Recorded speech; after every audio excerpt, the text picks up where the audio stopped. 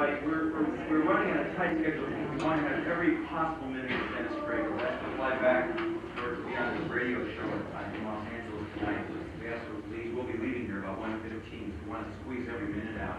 But I just wanted to say one thing before I introduce the introducer. We're going to wait till he's in the room.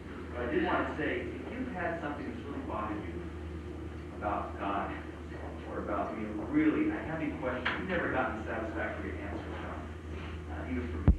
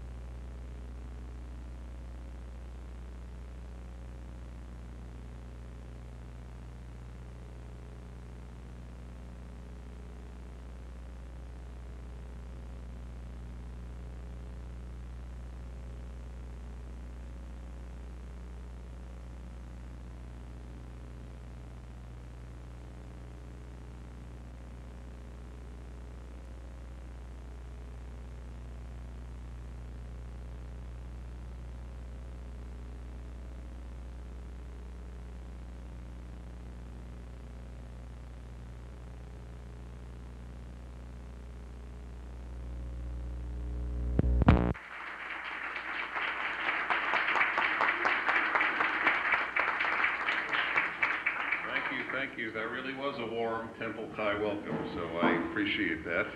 Dennis, how about this one here? That's the one? Yeah. Okay. All right.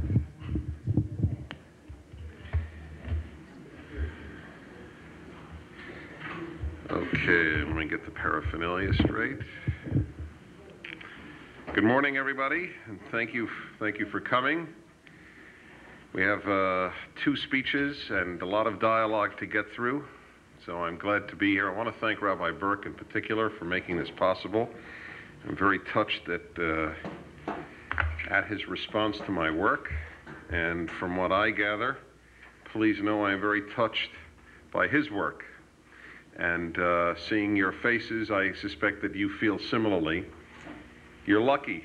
It is, there is a great deal of luck in what rabbi you get as there is in what spouse you get. I'm quite convinced that there's a great deal of similarity, with divorce rates being as similar, in fact, and tensions being quite similar. But when it works out, as there is nothing quite like a good marriage, there's nothing quite like a good rabbi and congregation together. So I think that you're blessed in that way, and it's a beautiful thing. All right. 2 talks today, and this is the agenda that I'd like to follow. That is, I'll speak and then have time for questions, comments, and brief alternate speeches. And I always say that already. Rabbi Burke had already said, well, we'll leave you time for alternate speeches. He has heard me say that. It is not a flippant line. It is simply, I know it will happen. So I already announced in advance. Then the reason I do that is, unlike most speakers, I don't hold that the only thing you have to say or offer are questions. You may just have your own comment on the idea, and I'll be very happy to react or just leave it at that. It's just a brief that would be necessary for everybody else's sake. And then we have the lunch, and then again our second talk. The first one, they're both rather heavy topics. Your rabbi did not choose lightness for today, but I hope that you'll be able to tolerate it. The first is the consequences of secularism, and then we'll be talking about the issue of Judaism and the problem of happiness. I'll explain the second title when I come to it. I'm going to begin with the first. It's a very interesting thing. Did you ever notice, and I make this point on my radio talk show in LA frequently, the way we use language is such a giveaway as to what people really think. For example, have you ever heard of religious extremism? Of course. Religious fanatics? Of course.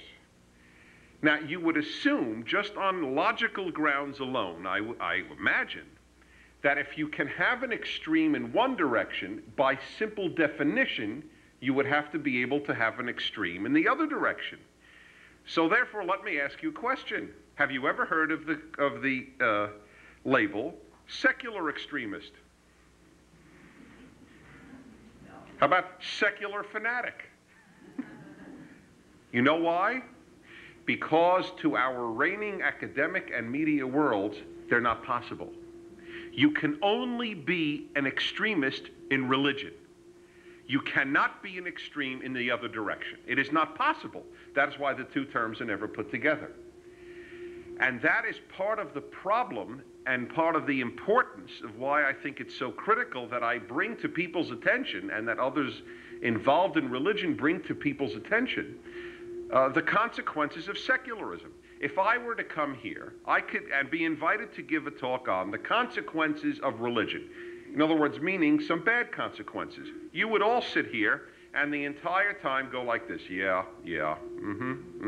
and the reason is you would have known them. Everyone in this room, I don't know any of you, but I know for a fact you could give an eloquent talk on the dangers of religious extremism. Every one of you could do so, even if you have never been in front of an audience. You know, every Jew knows in his or her gut about bigotry, racism, extremism, fanaticism, closed-mindedness, all the things that are correctly associated with religious extremism.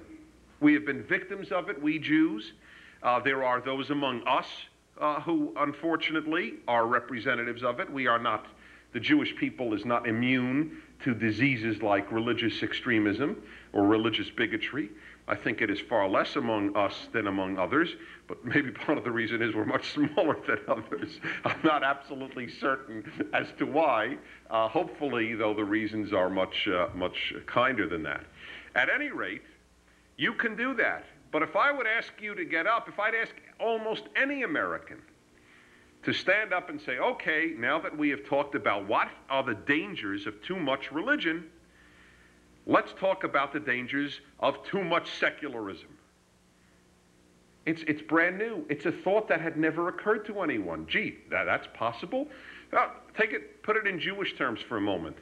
18 years of lecturing in American Jewish life. In those years, I have heard, God knows how many times, fears of parents that their children may be too Jewish. Right? And by the way, there's a definition of too Jewish. It is very simple. Anyone who does one mitzvah more than me. Oh no, that is exactly what it is. That is what too Jewish is. You see, just tangentially for a moment, Jews are not the humblest people.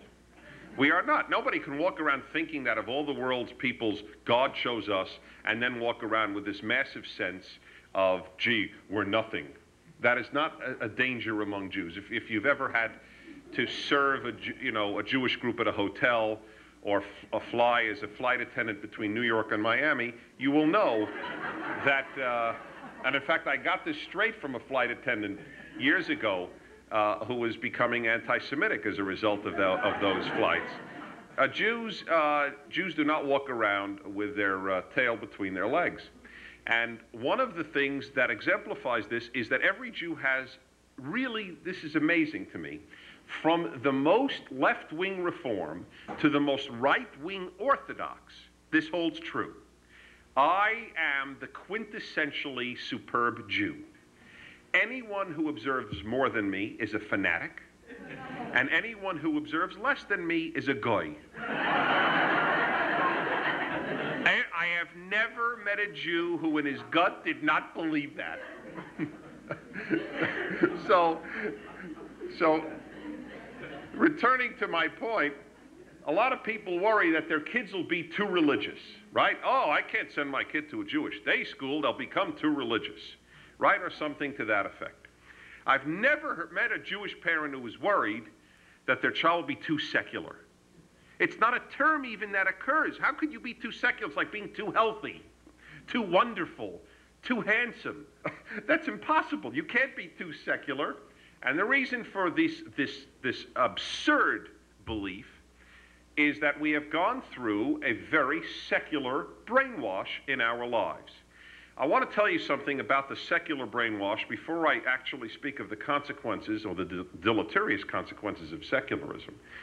You must understand something. If you have been raised in basically private or public schools, in other words, non-religious schooling, and I don't only mean elementary and high school, but I even mean more so if you went to a regular American college. As the rabbi attended Berkeley, or as I was at the City University of New York and then Columbia, whatever it would be, doesn't matter. You have undergone as secular a brainwash as the kids who go to Jerry Falwell's Liberty Baptist College undergo a Christian brainwash. The difference is Jerry Falwell is more honest. He admits we are here to teach you one way to look at life, the Christian fundamentalist way.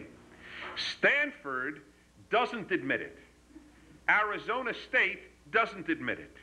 They don't admit we are here to teach you that there is only one true way to look at life, secular. That's the difference. So at least you know what you're getting at Jerry Falwell's college. One way of looking at life, the Christian. At Yeshiva University, one way of looking at life, Orthodox Jewish. They don't make any bones about it. That's the dishonesty that I don't like. And the reason for it is secular people never question themselves. This is another important point.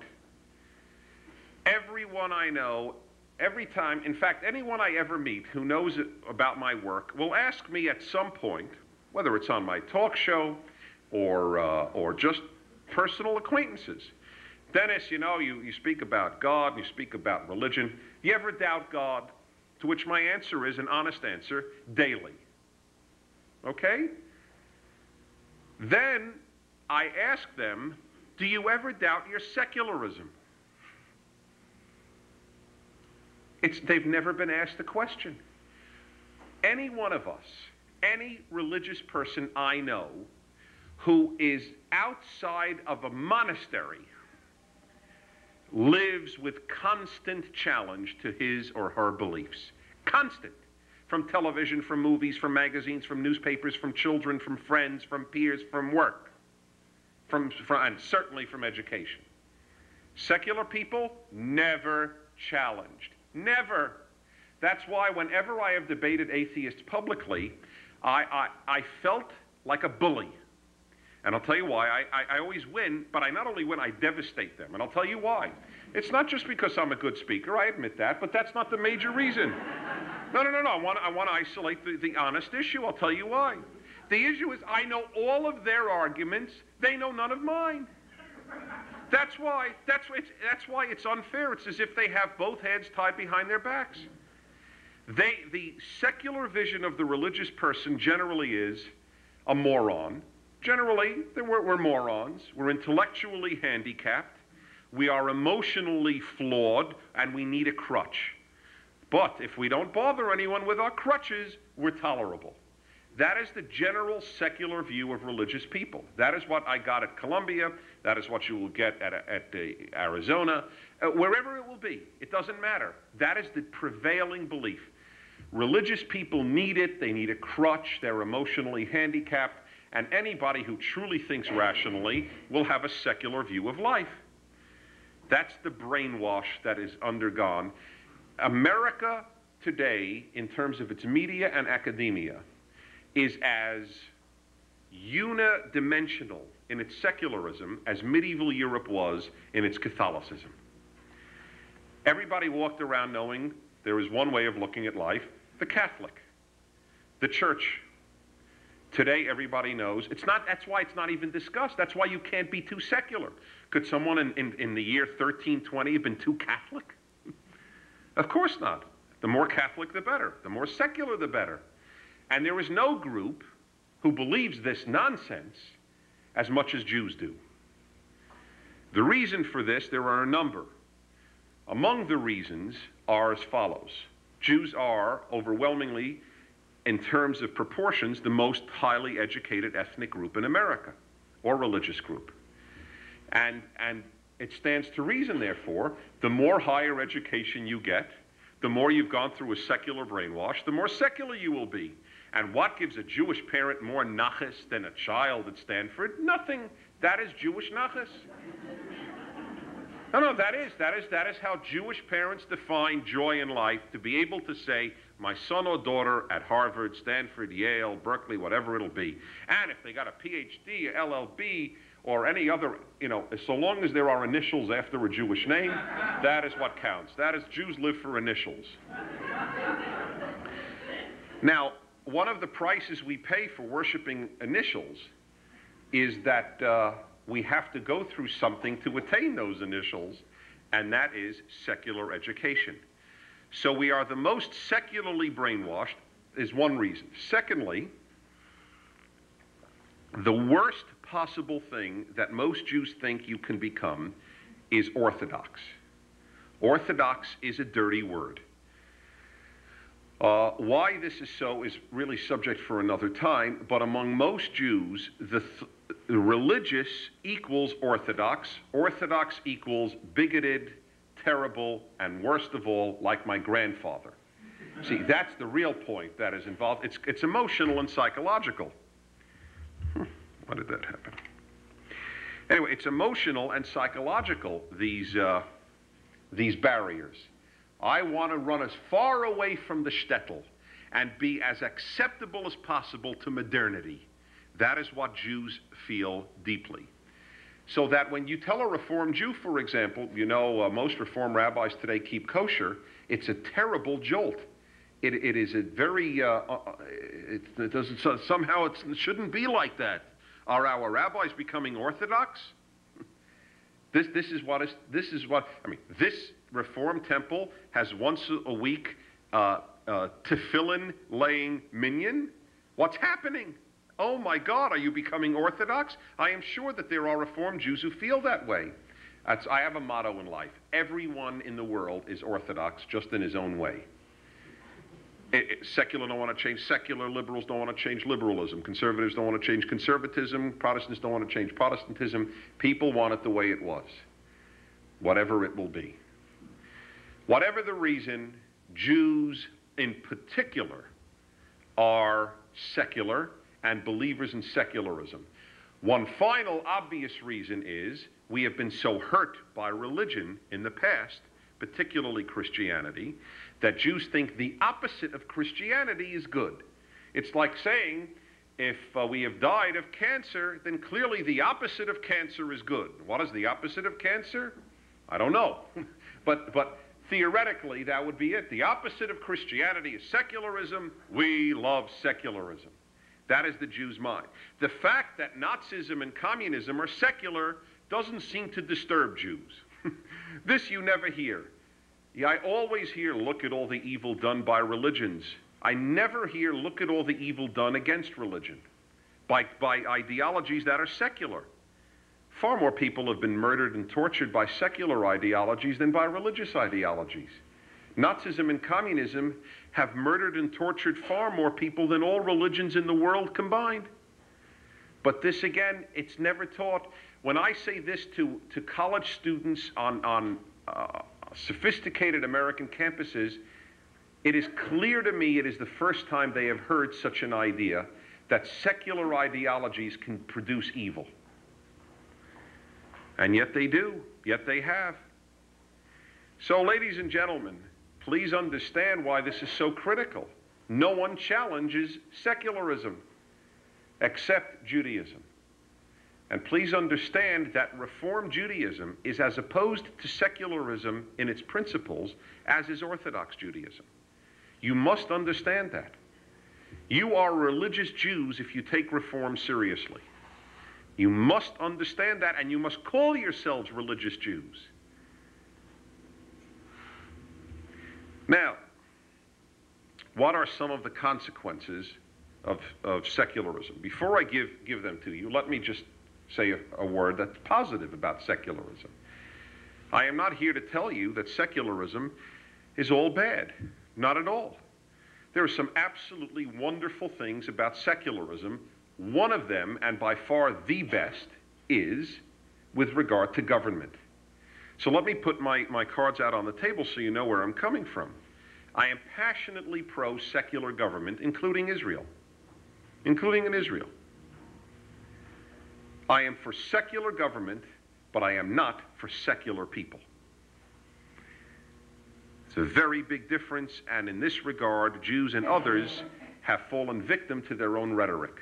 My ideal is a secular government and a religious population. Moreover, I don't want just any religious population. It is possible to be religious and evil.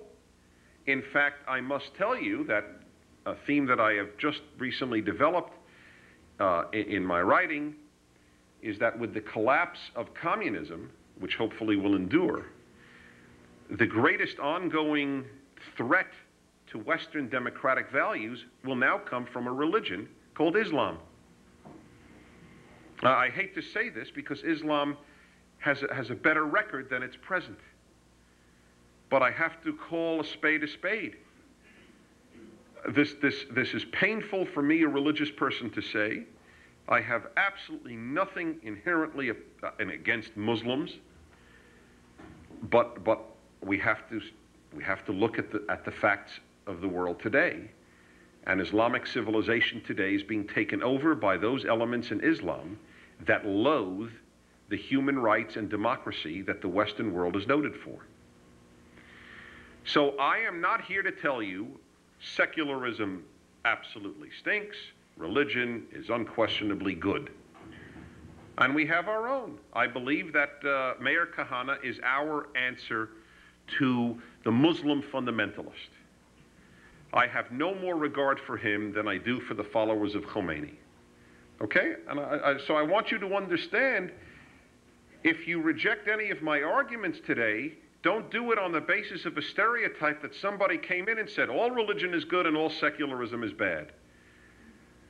But there is a lot of bad in secularism that has to be noted, as there is in religion that has to be noted, if used incorrectly. The difference is, religion has answers, secularism doesn't. Secularism is a methodology. Religion is a solution. They're very different. Secularism doesn't tell you why you're alive. Secularism doesn't give you a value system. Secularism only means no religion, which is wonderful, but it doesn't fill any void. All it does is tell you it is better to have a government separate from religion. And by the way, 50% of the reason that I am for the separation of church and state, or synagogue and state, is because it's infinitely better for religion that way. Half of me believes it's better for the government. Half of the reason is because it's better for the society. Half the reason is better for the religion. Only when religion has to fend for itself and doesn't have to decide budgets is it far nobler and what it is capable of doing. Religion should not have temporal power. I believe that deeply, deeply, deeply, whether it is Judaism or Christianity or Islam. Okay? That is the preamble to some of the things that I would like you to think twice about now with regard to secularism generally. The first area I've just made an allusion to, and that is the issue of meaning in life. My wife has an extremely good line about contemporary life. She says our angst, meaning us well-educated yuppies, if you will, says our angst today is spiritual. Angst meaning our, you all know angst, our cause for tsuris. Oh yes, you use the Jimmy Carterian word, malaise. Our malaise today is overwhelmingly one of a spiritual nature. Let me explain something here. This is important, and this will be important to all the generations present here. There is an area of significant difference between most Jews of my parents' generation, that is those who grew up during the Depression, and their children, my generation, and our children. And that is, there is one thing that the poor have that the wealthy don't have. There is one reason, and only one, to envy the poor. The poor never have to answer the question, what's the purpose of life? They have a daily answer, having breakfast. That is why, it's one of the reasons, incidentally, that there have never been poor philosophers. The poor don't philosophize. The poor are too busy trying to have a roof, lunch, and take care of medical problems. You see, this will help explain some of the values that pervade, I say Jewish life, not in the sense of Judaism's life, but the life of Jews. So many of our parents grew up during the Depression and were children of immigrants or immigrants themselves, that the purpose of life was absolutely clear. Do well, succeed, give a better future for your children. Okay, I'm that next generation. What's my purpose? My generation of Jews never asks, where is the next meal coming from? We ask, where will we go for the next meal? Italian, Chinese, the new Thai restaurant that opened up in the town. Oh, I'm sick of Chinese. Let's try Thai. Very big difference in one generation, wouldn't you say? So for my generation, and let alone for my children's, the question of the purpose of life is very real. We don't have a built-in answer, make a living, machen a Leben. It's not an issue. We've done it. We don't know from poverty. We don't know the notion of financial insecurity. What are we going to have for the purpose of our lives? And that's why my wife's line is correct. Our angst is not physical, is not material. It is indeed spiritual. I don't like the word spiritual because it's so superficial, a la Shirley MacLaine. Nevertheless, the fact remains, even if it's misused, that that is the issue. Ours is a much tougher question. Now that I have all the meals I need and far more than I need, our problem is dieting, not eating. Now that I have vacations and a home and the kids are well taken care of, okay, what do I do with the rest of my life? Get another house? By the way, for many Jews, this has become the purpose. A psychiatrist described the greedy men of Wall Street that we have been speaking about and reading about. He says he has many of them as patients. He said, you cannot know how profound their greed is, that it is, without excusing them, literally pathologic and addictive. They must have another house. Like the poor must have a meal, they must have another house, another helicopter, another jet, another pool, another horse. Now why? Why? The reason is probably because at the core there is a deep emptiness that has to be filled with these things. So for my generation, and for the one that I am raising and many of you are raising, we have a very important question that secularism has nothing at all to contribute to. Nothing.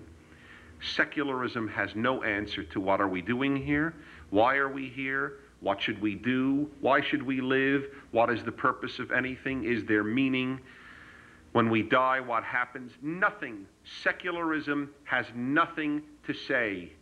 It is a non sequitur with regard to life's most important questions. It is great in order to prevent the government from enforcing religion.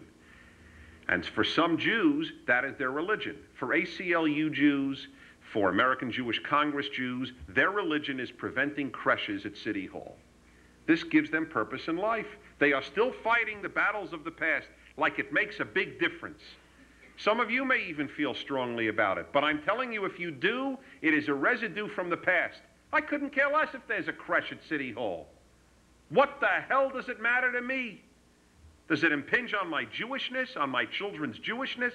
If anything, I like it. A, I want Christians to be Christian. B, I want my children to know they are not the exact same as the majority culture. In this regard, tangential point, I have a different agenda from the American Jewish Congress and from ACLU Jews and others on the left wing of Jewish life. Their agenda is that Jews be comfortable in America. My agenda is that Jews be Jewish in America. They are not the same agendas. Please understand that. You will never be fully comfortable as a minority. Never. You cannot be, by definition. And that's fine with me. That's fine. Secularism doesn't give you answers. And this is a malaise that I see more and more as people are increasingly bored, are increasingly devoted to the sensational, as people pursue fun and excitement rather than something that lasts. Television being a classic example. 6 to 7 hours a day, and nothing box penetrates the minds of our fellow Americans. This is, to me, one of the crises of America. I consider this as great a crisis, if not greater than homelessness, that the television is on in American homes as much as it is. It is literally, literally killing time. And things must be more fun and more exciting and bigger color and more speakers around the television and, everything. Living Trinitron, one-gun tube, now high-definition television. You can kill time with even greater color. It has to do with a boredom in one's life. The poor are never bored. They're too busy making a living. Once you get a little wealthy, you can get very bored. And there, secularism, again, has no answers. In this regard, just like to point out something which I will develop in the second speech. C.G. Jung, the great psychoanalyst, said the following: among all the patients in the second half of life, there has not been one whose problem in the last resort was not that of finding a religious outlook on life. And none of them has really been healed who did not regain his religious outlook.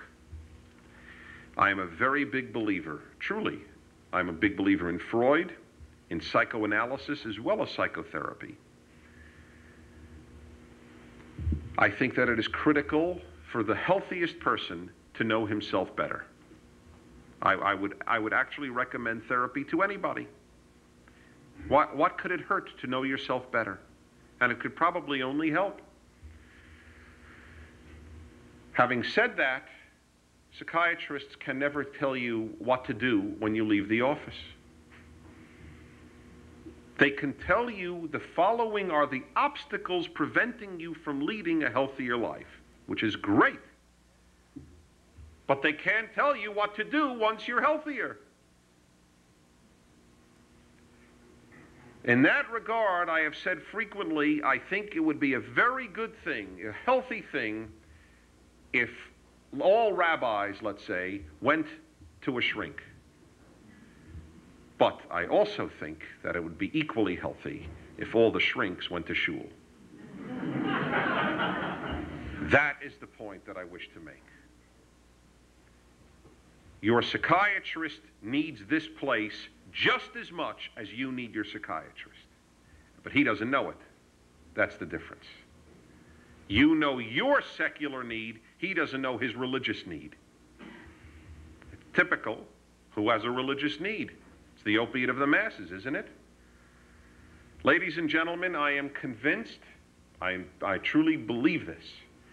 I believe that there is a religious need in the human being as built in, as deep as the need for love, for affection, for sex, for companionship, for anything else you will mention.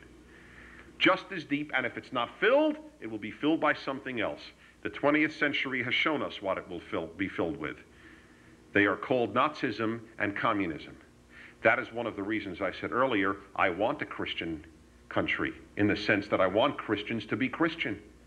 I am not a Jew who welcomes Christians leaving Christianity. I am a Jew who welcomes Christians leaving anti-Semitism. But that is not the same thing as leaving Christianity. Because I have a very important question to pose: what happens the next day? Your Christian left Christianity, what does he do Wednesday? What does he fill his life with the next day? In that regard, by the way, it is remarkable to me that Jews are so, I have to use the word backward. I can't think of another word at the moment, in not offering Judaism to the millions and millions of Americans who have no religion. Jews are thrilled, many Jews, or at least think they're thrilled, when non-Jews become irreligious, but then offer them nothing to fill it with, except other isms, socialism, feminism, you name the ism, and that is a substitute religion. People need it. A friend of mine is a member of, what is it, Toasters? Toastmasters, not Toasters, right, Toasters. It's a General Electric group. A friend of mine is a religious Mormon, and he's a member of Toastmasters. And he made a fine point to me the other day. He said, you know, for some of the members, it is literally their religious life. They don't have any church or synagogue. Their place of devotion is Toastmasters, as others will be their stamp club or whatever it will be. People need something. The other alternative is consequence number 2. The first is the breakdown of meaning. The second consequence of secularism is hedonism. Makes perfect sense. I am not making a moral judgment against hedonism. I'm describing something as objectively as I am capable of doing. Ladies and gentlemen, if there is no God and life is entirely a physical creation, tell me one argument against living a life purely to satiate the physical desires. In other words, Hugh Hefner is the living embodiment of the secular ideal. Eat, drink, be merry, sleep with whom you want, for tomorrow you may die. What's wrong with that? Not hurting anybody. Remember the old 60s, do whatever you want, just don't hurt anybody. All right? Let's assume he doesn't hurt anybody. What's wrong? What's wrong? Eats as much as he can of the great food, sleeps all day, has a great sensual life. I mean, I'm sure a lot of men here, understandably, have part of them that has always envied Hugh Hefner. And why not? It's enviable. Absolutely. Let's be honest. Well, why not? Why not do it? It is the logical upshot of a secular view of life. We're only here once. We are only physical anyway. Hey, enjoy, man, enjoy. It may not be deep, but it has a lot. It's a lot of fun. And by the way, I do believe that part of what we have seen that has been attributed to Reaganism, it's so funny, every generation of liberals has a figure on whom to blame all evil. It was Nixon for about 15 years. The successor is Reagan. I am amazed at what Reagan is blamed for. Kids cheat in school, Reagan. People are corrupt on Wall Street, Reagan. I see Bush, it's hard to blame anything on Bush. I mean, what is Bush? What does he stand for? You can't blame anything on him. And he doesn't smile as much as Reagan either, so it's a very serious problem. Jews, in any event, have a very difficult time with very happy people, and Reagan was very happy, and this was very disturbing. Carter, on the other hand, is a momish depressed. The guy's totally depressed. Jews relate to that. Oh, depressed president? That's our man. He gets my vote. This is a big deal for Jews. Jews don't trust happy people. It's a very old thing. He must be stupid. That's how Jews think. You're happy, you're stupid. That is how Jews think. It's an amazing thing. I'll develop that later. It's something I have come to realize. That's why they love Carter.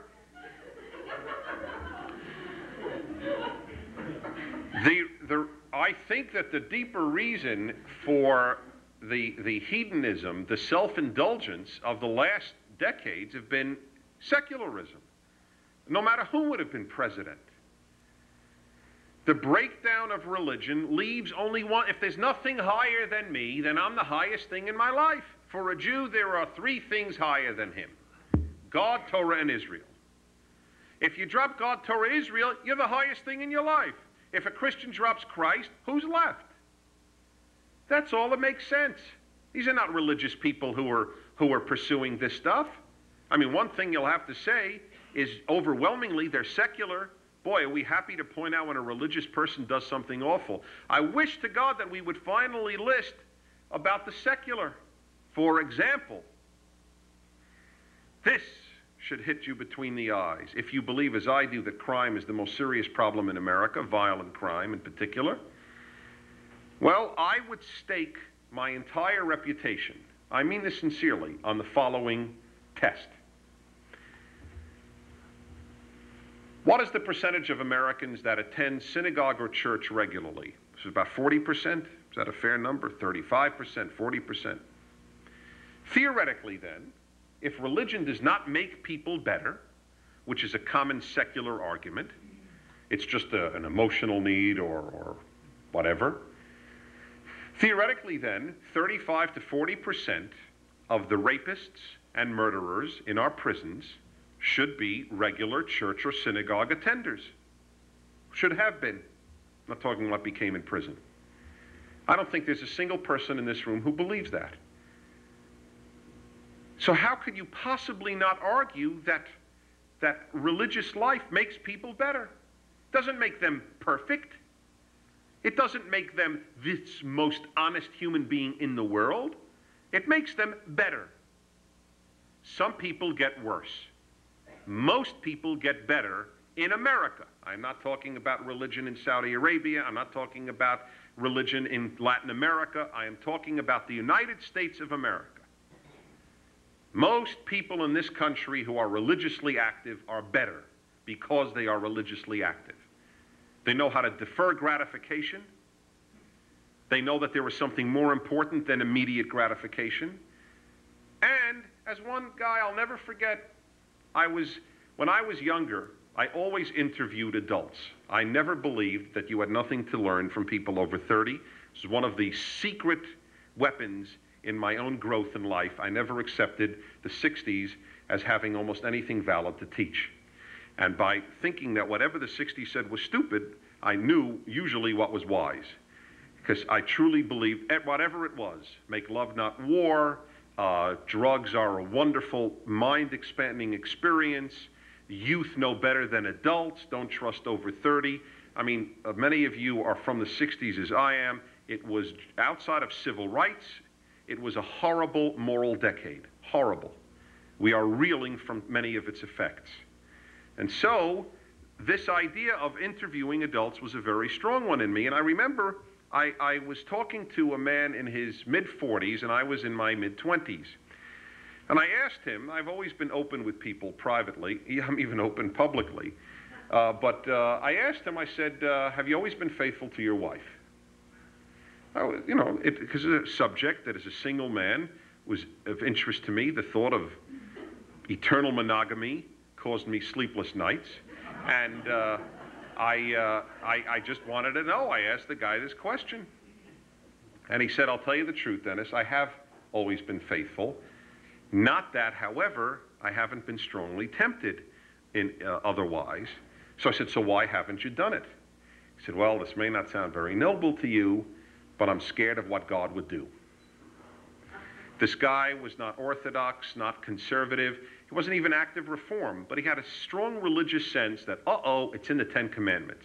It wasn't like a footnote to Exodus 12, right? No, it's an important thing. He had a very strong sense, there's a God watching. That's why I'm so in favor of crimes and misdemeanors. The idea of God has eyes is the basis of moral religion. With secularism, who has eyes? Who would find out if this guy did it? His wife wouldn't find out. He's on a road trip. Who's going to find out? He didn't even know who he slept with. How's his wife going to know? God knows. That stops a lot of people from doing a lot of things. When all my secular challengers call me up on the radio show, I mean, this is going on for so many years, it's something that is almost by heart. One could go through the whole dialogue. Dennis, I'm a very nice person, I'm a good person, and I'm an atheist, or I'm not religious. I said, I'm sure you're a nice person. How could I say you're not? I don't know you. But, you know what? I don't trust you. He said, what do you mean you don't trust me? I said, to be very honest, I just don't trust you. Please don't take it personally, I don't know you. But let me ask you a question. To whom do you feel accountable for your actions? To my conscience. Okay. You know what? That's why I don't trust you. I want you to feel accountable to something above your conscience. I want you to feel answerable to a God for how you act and to your conscience. That's the difference. That you have to answer to God for your actions is not the same as answering to your conscience alone. It is so easy to fake out your conscience. Come on, folks. Let's be honest. 1 out of every 3 Americans steals something from his or her hotel room. Now, a towel, a washcloth, an ashtray, a television set. And now, do 1 out of every 3 Americans believe that it is okay to steal? Of course not. So how do they calm their conscience? It's very simple. They make up rationales for why it's really not stealing. I've actually asked people. For example, the hotel overcharges. Or, it's included in the bill, they know you'll take it. I have been told these things, all right? I have even been told, Dennis, I want you to know it's actually a service to the hotel. I have been told this. I give you my word. I couldn't have made it up. This is something I can never invent. People will see, the Hyatt towel in my bathroom. Free advertising. So they're not only stealing, they're doing a mitzvah. This is the amazing thing. Do you understand? They should be paid to take the Hyatt towel. You must understand this. The ability to solve our consciences is absolute. It is infinite. You cheat on your tax, everybody cheats on their tax. You cheat on a test in school, everybody cheats. I needed to get in, only did it once. Who does it hurt? It's endless, endless. That is why it is not nearly enough to say I answer my conscience. First of all, it's terribly arrogant. It means you're your God, which is okay by Shirley MacLaine, which is why I reject New Age thinking. Everybody's his own God. Judaism is the antithesis of that. You're not your own God. Sorry. There's a God above, beyond you, to whom you have to answer. Very old-fashioned and extremely effective. Next consequence of secularism is moral relativism. If there is no God, then obviously there is no transcendent standard of good and evil. If there's nothing above Eichmann and me, then Eichmann has his opinion of good and Prager has his opinion of good, and that's the answer. That's the end of the issue.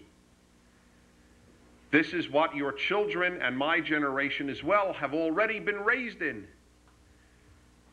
Everything is equally valid. There's no absolute. There's no transcendent. Society X says one thing is moral. Society says Y says something else is moral. Who are we to say? That's what they're learning at Stanford. That is why Stanford is in the forefront of removing the Western civilization basic curriculum. There's no moral truth. That's why it's as important to learn about ancient black African civilizations as it is to study Voltaire or Hume or Jefferson. There is no better or worse. That's the antithesis of Judaism. We came into the world to teach there is a better and a worse. We came to say that there is a 10 Commandments that is incumbent upon people. It is better than the Code of Hammurabi. God did not say, look, you Jews have this, and the Hammurabi people have that. That's not Jewish. It's part of the reason, not part, it's the major reason Jews have been hated. Because we have had the arrogance to say we have a transcendent code for all people. And people do not like to be bothered by it. That is why the rabbis brilliantly noted that the Hebrew words for Sinai and hatred are almost identical sounding. Sinai and Sinah. The great hatred, Sinah, comes from Sinai. Bringing a moral code to the world that they are accountable to something higher, people don't like that. So it is morally incumbent to have a non-secular world. Ladies and gentlemen, let me repeat, religion does not guarantee good people. The death of religion guarantees evil. That's the difference. And again, by the way, on this issue of religion making better people, let me give you a common sense question. You are walking at 2 a.m. in a very bad part of Phoenix. Is there a bad part of Phoenix? Does it exist? Okay, fine. Well, okay, you answered my question. You're in stitches, all right? You're in a bad part of Phoenix at 2 a.m. You're alone. 10 men are walking toward you. Would you or would you not be relieved to know that they had just attended a Bible class?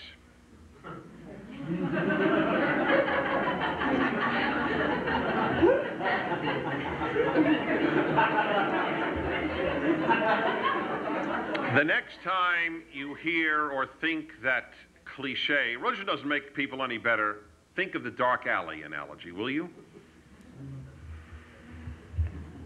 Now, just change this.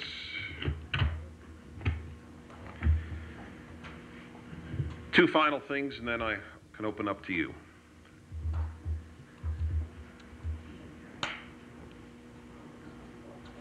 It is possible to be a moral human being and secular. I don't think it is possible to create such a society, but it is possible for an individual to be moral and secular. Andrei Sakharov was not religious, and he's one of the moral giants of the 20th century, so I'm aware of that. But there is one thing that is not possible to be if you're secular, and that's holy.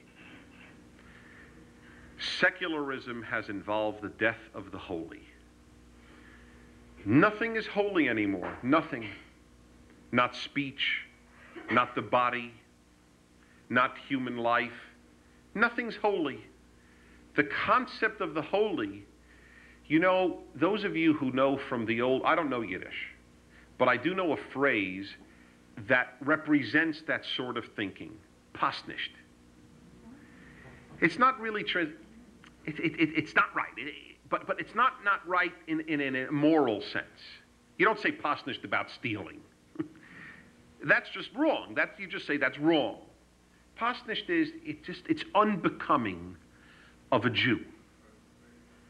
Because we're supposed to have a sense of kedusha. There is no sense of kedusha, of holiness, in the secular world. If America suffers from anything, it is the lack of a sense of Kedusha. Nothing, there is nothing holy. One of the obvious examples is the use of women as sex objects. That's not evil. Nobody theorizes being punched or raped at that moment. I don't know. The argument against pornography leading to violence I find to be ludicrous, to be perfectly honest with you. You know why it's made, though? This is so important. That argument is made because the people who hate pornography deep down know that it violates any sense of the sanctity of the human. But they can't use that term because they need a secular argument in a secular society. So they say it leads to violence. But that's ridiculous. It doesn't lead to violence. That's drivel. Absolute drivel.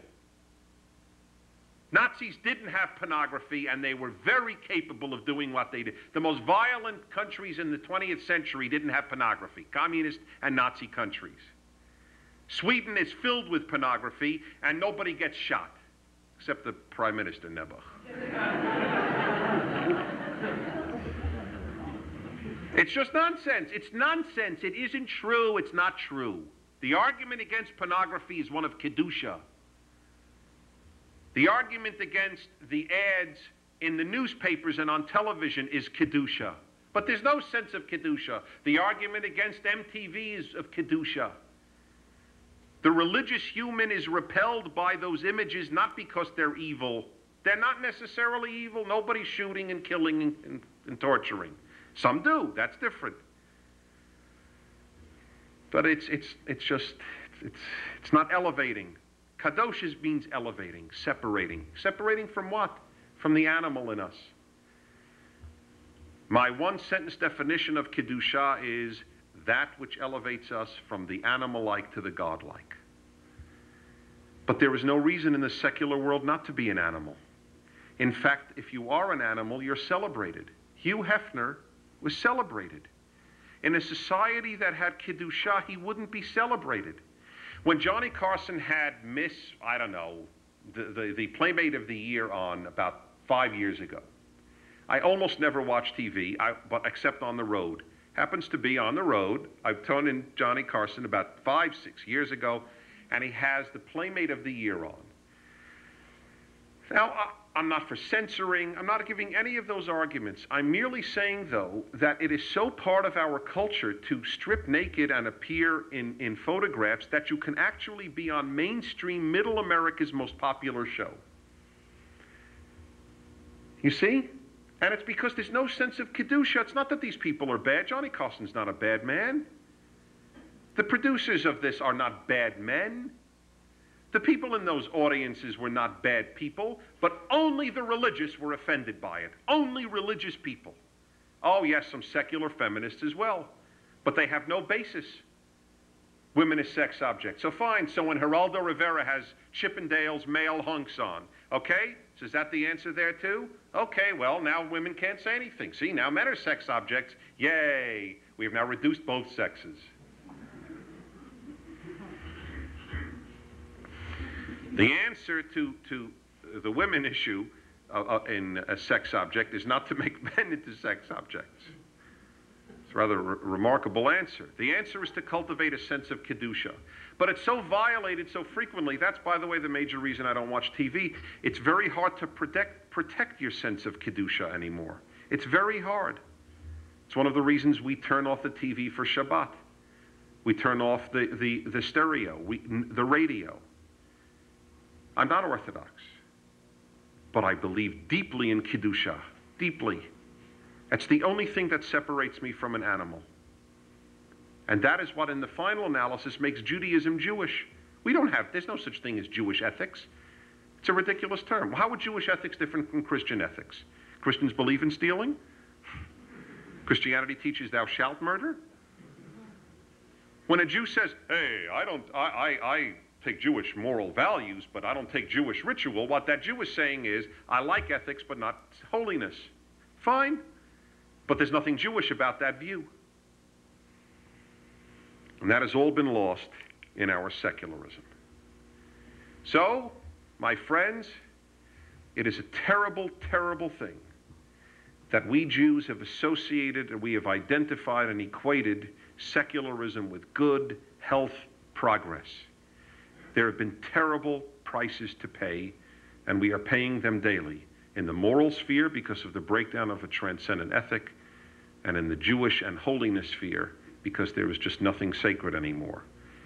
Yes, there is such a thing as a religious fanatic, and there is such a thing as a secular fanatic. And we are breeding the latter, and we are calling it progressive. Thank you very much.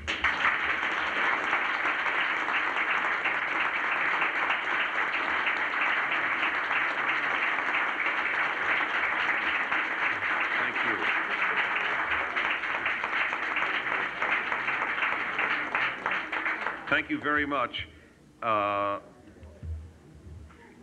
Before I take questions and answers, may I mention ultimate issues? A major reason that I speak is in order to stay in touch with those to whom I get a chance to speak, and it's through my quarterly journal, Ultimate Issues, which is about life, about personal issues, like the latest issue has, is God lovable? And why I believe Crimes and Misdemeanors is the most important film I've ever seen, and why there's no such thing as a Jew for Jesus. Last issue had an article on men, women, and insatiability, which caused some cancellations. I think you would enjoy it immensely. It's also a way to stay in touch because I make all these tapes available. If you would like to subscribe, can I just ask somebody to pass one? Could you give one to that side? I'm sorry, the information is in there, and if you write it up, you'll get your issue this week. Okay, let me now begin, ladies and gentlemen.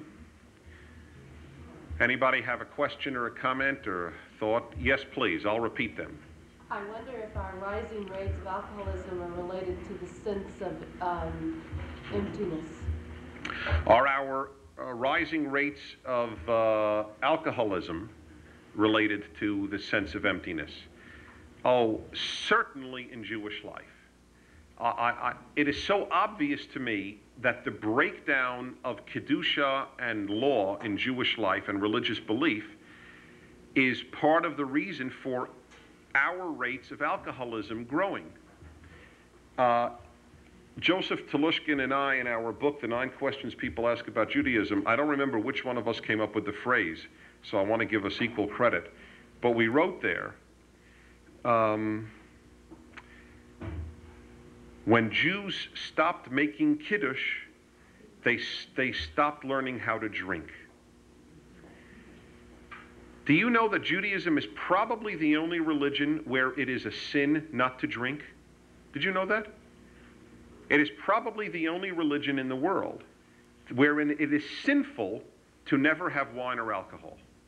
If you take a vow never to have wine or alcohol in ancient Jewish law, you actually had to bring a korban chatat. You had to bring a sin offering and the reason is beautifully stated in the Talmud. The Talmud says, God will ask you when you die, why have you not partaken in every legitimate pleasure? I gave you grapes, use them. But you make Kiddush. Kiddush comes from Kedusha. You make Kiddush, you learn how to use wine for something. For what? For making Shabbat, for making a Yom Tov, for making the holiday. When it became an end in itself, pleasure-seeking, hey, I want to get high, and people dropped the religious bases of this, yes, I think you are absolutely right to make that point.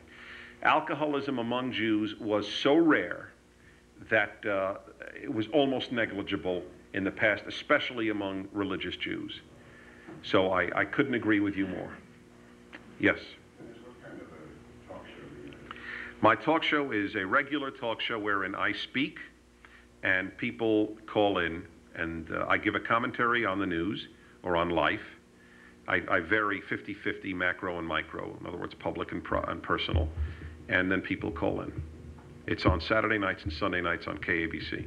What are most of the subjects you? Oh, everything from child rearing to last week I came out against hiring entertainers for your children's birthday parties. And had very passionate phone calls on that. Because we threw a party for my son's 7th birthday last week, and we were the only ones of all his friends that did not have a magician or a baseball player or levitating human beings or God knows what, or a monkey act. We actually just had kids over for ice cream, cake, and to play with each other, which they had a great time doing. Kids are known for being able to play. What's a remarkable feature of childhood is that you play a lot. But I have theories as to why that happens anyway. Or, let's see, tonight I'll be speaking on Farrakhan, for example. So it's very varied. And I hope to God that one day it'll go national. Yes? You tell us about the other show you moderate, Religion on the Line. The other show I moderate is, I'm on 7 hours. 2 of the hours, I have a priest, minister, and a rabbi, different ones each week, and I'm the moderator. So 8 years of very deep ecumenical conversation has led me. You have a tape of it? Is that what you're showing? You said nobody listened to that with the telephone number. Oh. Oh, well, I'm very pleased to see that. Thank you. Yes?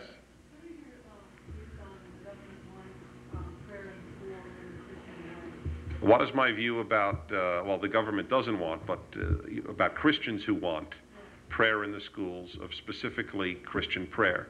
I am unaware of any Christians of any number who are pro specifically Christian prayer. Even Falwell has actually come out just for a minute of silence to meditate on something higher, and even that has been opposed by the forces arrayed against him. First of all, I am pro a minute of silence. I am pro a non-denominational prayer. I am not against a Christian prayer. Most Jews in this country, older than I, grew up with Christian prayers in their schools. They are usually the better for it. They know they're Jewish. They knew that they were different. And it was good for the Jews, which, as I told you, my agenda is not to assimilate through comfort. It's to be distinct, and distinctiveness is a certain tension, a good, healthy tension. I have no problem with it. I have said frequently, I would much sooner send my children to a Catholic school than a public school or a private secular school. I am not worried about Jewish children becoming Christian. I am very worried about Jewish children becoming nothing. Jews for nothing is the Jewish problem, much more than Jews for Jesus. Yes? In your speech, you associated secularism with communism and Nazism. Are they not ideals? And isn't religion an idealism too? Mm-hmm. They are. And they can be used for ill, as I pointed out with contemporary Islam. Communism and Nazism have never been used for good, but religion can be used for both. There is a law in life. There is nothing in the world, nothing, from love to sex to religion to God, that can only be used for good. It does not exist in this world. Doctors, we thought, were definitionally for the good, and Nazism taught us that they could experiment on live human beings. And by the way, I often use the analogy that anyone who says, look at all the evil done by religious people, therefore we don't need religion or God, is analogous to saying, look at all the evil done by doctors in Nazi Germany, clearly we don't need medicine. But you would never say that. So yes, they are all ideals. We do need ideals, but we need good ideals. Rabbi, did you have your hand up? Do you think that secularism is breaking down a bit? And if so, why? Is secularism breaking down? No, what is happening, on the contrary, is secularism is infiltrating religious life so that the distinctions somewhat get blurred. The massive social activism, for example, of left-wing churches and synagogues is a function, partially a healthy function. It is extremely important for people to be socially active. But the purpose of religion is not to be a social activism instrument. It is one of the upshots that are critically important. I always say, Judaism teaches that how you treat your fellow human being is more important than how you treat God. That is Judaism's teaching. However, Judaism teaches that holiness is as profound a pillar as ethics, so that when churches and synagogues simply mouth secular liberal lines, secularism has entered the religious arena rather than religion entering the secular arena. So that would be my instinctive answer. The other is that I think in my generation and younger, there is a greater openness today to religiosity. I think it needs to be taken advantage of. One of the unfortunate things in Jewish life is that the only truly passionate outreach programs in Jewish life are Orthodox. Chabad and other groups. Why does Reform and Conservative not have outreach to unaffiliated Jews? Nearly to the same extent, Reform Judaism is far wealthier than Orthodox Judaism. Why doesn't it have? Why are there Chabad houses in every little nothing place in America? And half the campuses of any Jewish population. This tiny, tiny group can get such devotion and raise funds, and Reform Judaism cannot do such a thing. Why isn't there a Reform house? Why is it called? I mean, don't call it a Reform house. You know, it'll sound like a drug rehabilitation center. But I'm very serious. See, I want Chabad houses. I am truly a pluralist Jew. I want Jews to be Orthodox, but I also want them to be conservative, Reform, and like me, some odd melange of all of them. See, I want that. It is a healthy thing. It is a good thing that there be many roads to Torah. But where is the passion? That's why you see so many, and I say this proportionately, not in absolute numbers, becoming Orthodox. You know what Orthodoxy has that Reform and Conservative don't have? Passion. That's the reason. They get excited. The classic example that I frequently use is that some of your houses, for example, may have a picture of a dancing chassid in them. Now, why don't Hasidim have pictures of dancing Reform Jews?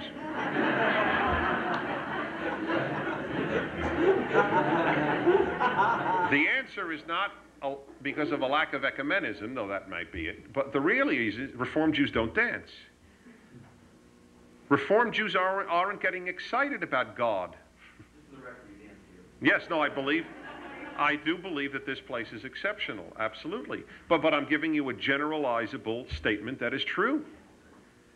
If you want passion, you got to go to the Orthodox, generally speaking. Now, why? Why should that be?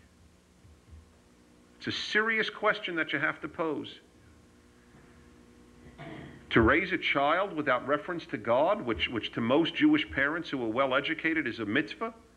How often do Jewish parents who are not Orthodox talk about God if their kid doesn't ask a question? Terrible thing, to raise a Jewish child without reference to God. I could cry for that child. Truly cry for that child. And yet I am sure that those of you raising your children, God is a non-issue when you're raising your children, unless you are truly an exceptional group in that regard. Very sad development, and without God there's no passion. That's why they're passionate. Yeah. Can you tell me what your concept of God is? Not my concept. I don't have a concept. I believe that this is the Jewish concept of God. God has 4 characteristics, none of which is removable, and still maintain a Jewish God. And there is no order of importance, and they are. God is the highest form of holiness, the highest form of morality, or God is holy, God is good, God is supernatural, and God is personal. Supernatural means above nature. Any notion of God in nature is antithetical to Judaism. First of all, it renders God physical, and secondly, nature is amoral. So how could God be in something amoral? And God is personal means God knows you. If God doesn't know you, then I see no reason to relate to him. You can't relate to him, obviously, if he doesn't know you. If you drop any of those, you no longer have the God of 4,000 years of Judaism. Within those parameters, everybody has a distinctive personal view, just like you don't see your parent like your sibling sees your parent. That's certainly, it's both desirable and understandable. But breaking any of those, as the Reconstructionism is done, the only movement in Judaism that theologically I don't respect, is to me to play with fire, to de-Judaize Judaism. Yes? I like your idea about Susha and trying to include that in all of our lives. The problem that I'm having with these ideas is that when you see people who call themselves religious, whether they're Jewish or Christian or whatever, there's always this tendency for the ball to get rolling in the wrong direction. For example, here in Arizona, we had a problem where the Republican Party wanted to institute a resolution calling for a Christian nation. How do you draw the line? How do you get people who are good people and use their religion to elevate themselves, not to go over? Very, very good question. How do you prevent the fanaticism or the Christian exclusivism as happened, which is, of course, got national attention here in Arizona? One way is for us to have us Jews, to have a middle road position. And that is arguing for religion, but not for a specific expression of it. We are not demanding Jewish prayer, we're not demanding Christian prayer. I would say to these Christians, as I do all the time, we want a religious America. We do. I'm on your side. But many of us are not Christian. In fact, I would even argue we want a Judeo-Christian America. I would argue that. Okay, I am not pushing for a Hindu America or a Muslim America. So I would argue that, and if they would use the term religious, or they would use the term God-based ethics or something like that, we could support that. And that is what I want them to understand until where we are capable of dealing with them. Right now, most Christian fundamentalists feel that the Jews are implacable enemies. What is incredible to me is how friendly they are in spite of that. As I've often pointed out, Jews' reaction to Falwell was so unthought through, was so seeing a Ku Klux Klaner because he was Southern, and because Jews have, I think, a bigotry towards Southern Christians, frankly, especially if they ever leave their churches and start actually speaking their theology out loud. He was called anti-Semitic constantly in Jewish liberal, which is redundant, unfortunately, journals and organizations. I have met him, I have followed him. I don't think he has an anti-Semitic bone in his body, though he certainly has a right to be angry at many Jewish organizations for slandering him. And yet, this Falwell said on American television to Christians during the Arab oil embargo, he would sooner ride a bicycle and give up his car than give in to the Arab oil embargo. Why? Because God will bless those who bless Israel and curse those who curse Israel. Thank God he believes that. Thank God. I want to reinforce that belief in Christians. It is one of the most wonderful beliefs they could have. That's how they can live through the attacks of secular Jews. Also, a lot of Jews said, well, the only reason Falwell supports Israel is because he has an agenda. And the agenda is that if the Jews all return to Israel, then Jesus will come a second time. First of all, thank God he has that agenda. If he had the agenda that politicians have, then I wouldn't trust him. He has an unswerving agenda. He will support Israel till Jesus comes again. I think that's great. I am thrilled. In fact, in a public dialogue with Reverend Falwell, I said, Reverend Falwell, may we make the following agreement? You support Israel and the Jews until Jesus comes, and we will recognize him when he does. He liked it. I liked it. The Jewish audience liked it. What's wrong with that problem?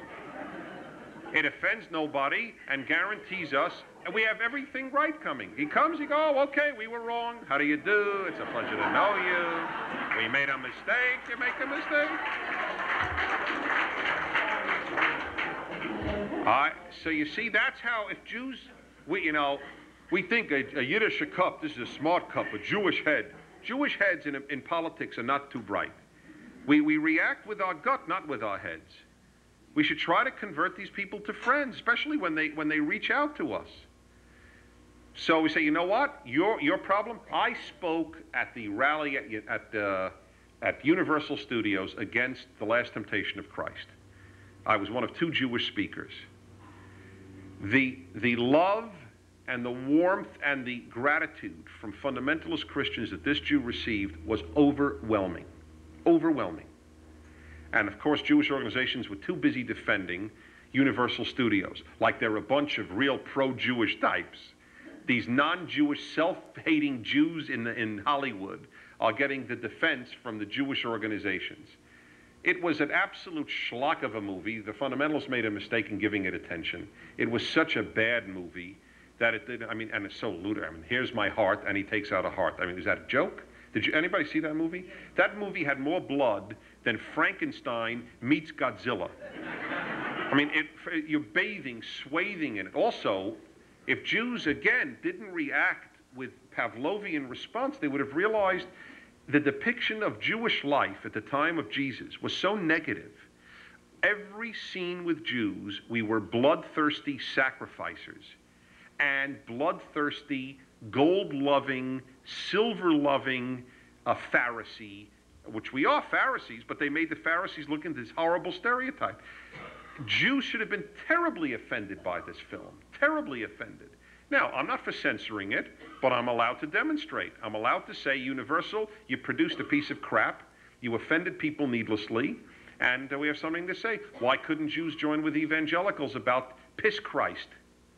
It's an important work of art, as we all know, putting a crucifix in the artist's urine. Oh, for this Michelangelo devoted his life, that we should reach such a point in artistic quality.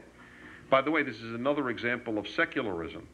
The arts have suffered terribly the decline of the holy. Contemporary art is nihilistic in its theater, which nobody even bothers going to anymore. Movies have theater is bankrupt. Modern theater, it's nihilistic. Contemporary art and music, which I know extremely well, has been, since the age of serialism and so on, where there is atonal. Atonal music is an oxymoron. You have to understand that. Atonal music, that means non-music music. That's what it means. Non-music music. That too is a function of an age which has lost the sense of the holy. Remember, Bach was writing for the glory of God. Bruckner was. Mahler wrote a Resurrection Symphony. He's one of our boys. He moved elsewhere. But he was writing, he had a religious sensibility. So did Beethoven. So did Mozart. 20th century ushers in secularism. And whom can you name now? Aaron Copland? He's probably the best American. It's nice. It's not deep. It's not moving. It's not elevating. And outside of Appalachian Spring or Rodeo, you probably never heard of anything he wrote anyway. These are terrible developments. Or splotches of paint on canvases, they're elevating. You can say anything you like about Jackson Pollock. Elevating, you can say. You look at a Jackson Pollock and say, it's good to be alive. Yes? I would like to know your opinion on the association between religion and guilt. Association between religion and guilt is frequently a good one, frequently a terrible one. It depends how it's used. I would, if religion teaches you to be guilty for murdering and stealing and adultery, it's a very good thing. If it teaches you to be guilty over masturbating, it's not a good thing. Depends what it teaches you to be guilty over. However, I would invert the question. What is the relationship between secularism and no guilt, and guilt-free? I'd say it's total. We have massive numbers of guilt-free people walking around, conscience-free people who do horrible things in white collar and in violent crime. Do you not perceive a tremendous decay in America over the last generation? Do you think, you really believe it's related to Reagan? I mean, that's such a joke. If Mondale had been president, we wouldn't have this. I mean, my God, I mean, you don't have to be a Democrat or Republican to see the stupidity of that. President doesn't set the moral agenda for a country. Country was better under Herbert Hoover, under Calvin Coolidge, okay? Under Millard Fillmore. Millard Fillmore said, oh, Millard Fillmore, moral giant. Oh, there, Millard Fillmore. That's right, Jewish parents were saying to their kids, look at what Millard said. See, Reb Millard. It's a joke. Since when does the population get its moral tone from the president? Jimmy Carter is working with the poor all day, okay? Is that affecting anybody? We're saying, oh, isn't that wonderful? Finally, an ex-president doesn't only play golf. That's a beautiful thing. It is a beautiful thing, by the way. Absolutely. It doesn't affect anybody. What affects people are the moral values that reign at home, at school, in their life. And without religion, you can try all you like, and it doesn't work. And it's collapsing, and it's frightening. It's frightening, and Jews, between this Jew and you, have been in the forefront of the collapse. I am embarrassed to say that. When Jews leave Judaism and stay socially active, they do a lot of damage. Some good and a lot of damage. I'm sorry to say. Jews have a deeply religious impulse to repair the world, but when they don't do it through Judaism, they do it through other isms. And that is not a healthy thing. What is this time frame, Rabbi? Is it a quick question? Take one more. Okay, sorry, I'm having a second time. Yes. Just in reference to your mention of the impact of religion and spiritual ideation on psychotherapy, what does the next book that's written for the practitioner in psychotherapy need to say, I hope you will write, about how we introduce and utilize these concepts in our healing of the individual? I don't think that the psychiatrist can introduce it. I think the psychiatrist can do, I really believe that we should all do what we do best. I don't think that it's up to a rabbi to psychoanalyze his congregant, and it's not up to the psychiatrist to give religious values to his patient. What I ask both to do is to know where their jurisdiction ends. If a congregant comes to a rabbi with terrible problems vis-a-vis a parent, there are certain religious responses, and they end. Then you need psychoanalytic responses. And he should say, and responsible rabbis do this. You know what? You need professional psychological advice. But the professional psychologist doesn't understand you also need religious meaning. That's the difference. Some do. By and large, they don't. Or they will use just, the catch-all term, spiritual. Now, I think people need religion because religion is structured and religion is the wisdom of ages. You see, spiritual means invent something for yourself right now to feel good about God. I don't believe in that. I think it's nice as an adjunct to religion. I don't believe in it as the entire thing. I'm not going to reinvent the wheel. Brighter people than I for 4,000 years of Judaism have struggled with these issues. When I want to know about God and suffering, the book of Job is very helpful. So are my own thoughts. But I need to be trained in that. That's why I'm a big believer in organized religion. So I both need to know that they can't answer everything.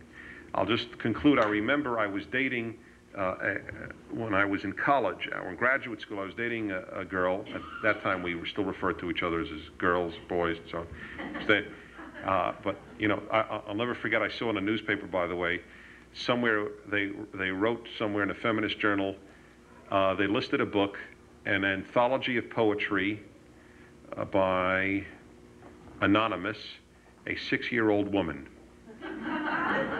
So, I mean, there really are girls and women, it's fair to say. But anyway, she was doing graduate work at Columbia when I was doing graduate work at Columbia, and she said to me once, I'll never forget this, Dennis, I truly believe that in the final analysis, psychology explains everything. And I bet that many psychologists and psychiatrists still feel that way. Okay, so that's any more, and it's as wrong as if a religious person would say, religion is all you need. It is not all you need, but you do need it. Okay, see you afterwards. Thank you very much.